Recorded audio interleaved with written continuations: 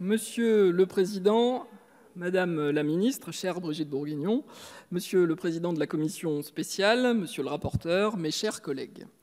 Je souhaiterais tout d'abord saluer la qualité des échanges qui ont pu être les nôtres sur ce texte avec les sénateurs, et notamment avec mon homologue, rapporteur général de la Commission des affaires sociales. C'est ce dialogue franc, exigeant, qui nous permet d'avancer sur certains textes. Je souhaite qu'il puisse se poursuivre pour améliorer le cadre des discussions des finances sociales. Malgré l'adoption conforme par le Sénat de 2 des 5 articles que comptait le projet de loi ordinaire ainsi qu'un accord de principe, tant sur l'opportunité de transférer la dette portée aujourd'hui par l'ACOSS à la CADES que sur la création d'une 5e branche, nous n'avons malheureusement pas pu trouver d'accord la semaine dernière en commission mixte paritaire.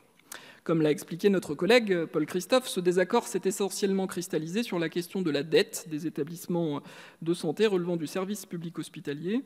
Ce transfert de 13 milliards d'euros, qui correspond à une promesse faite dans le plan d'urgence pour l'hôpital annoncé en novembre dernier, était contesté par les sénateurs.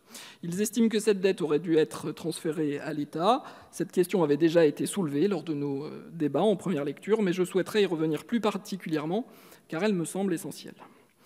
Le financement des hôpitaux est assuré à 70-75% par l'assurance maladie, c'est-à-dire la sécurité sociale.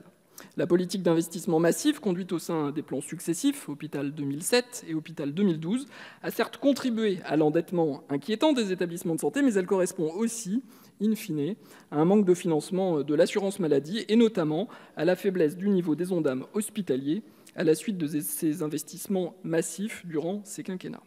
Le débat peut probablement se raffiner à l'infini, mais il me semble pouvoir être rationnellement résolu en répondant aux 3 questions suivantes. Tout d'abord, la dette dont nous parlons est-elle sociale ? Oui, elle l'est, et ce à plusieurs titres. Elle l'est d'abord en raison du circuit de financement qui soutient les établissements hospitaliers assurant le service public par le biais de la CNAM et donc de la COSS.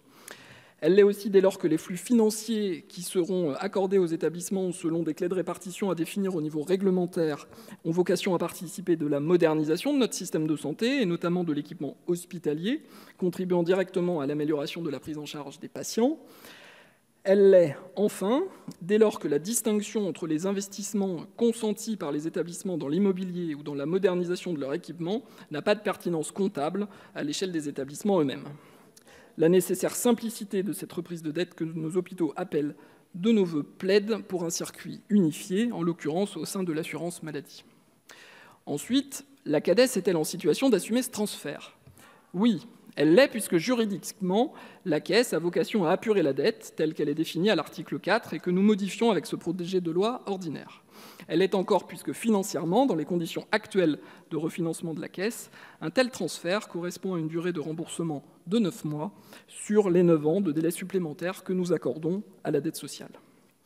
Enfin, faut-il effectuer ce transfert ? Oui, car il y a urgence à alléger le poids de cette dette sur les établissements de santé.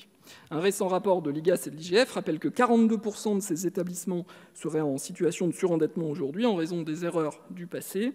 Cette reprise s'inscrit dans un effort public massif en faveur de l'hôpital et de celles et ceux qui le font vivre, tout en évitant les investissements futurs potentiellement néfastes qui ont pu avoir lieu dans le cadre des plans passés. C'est donc sans équivoque et avec la plus grande clarté que nous souhaitons confier l'apurement d'un tiers de l'ensemble de la dette hospitalière à la CADES, afin que ce passé soit rapidement soldé par le seul mécanisme aujourd'hui à notre disposition qui permette d'apurer la dette.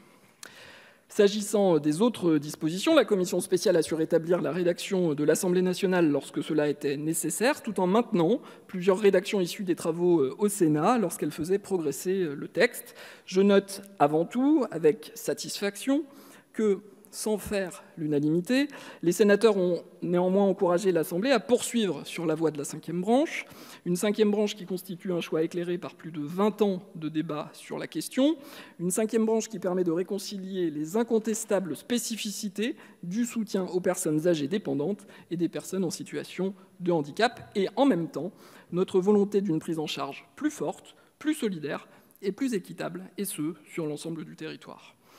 C'est un premier pas, nous le savons bien, mais un premier pas résolument tourné dans une direction qui, j'en suis sûr, est largement partagée sur ces bancs. Nous aurons l'occasion d'y revenir au cours de ce débat, au cours des prochains travaux de cette Assemblée.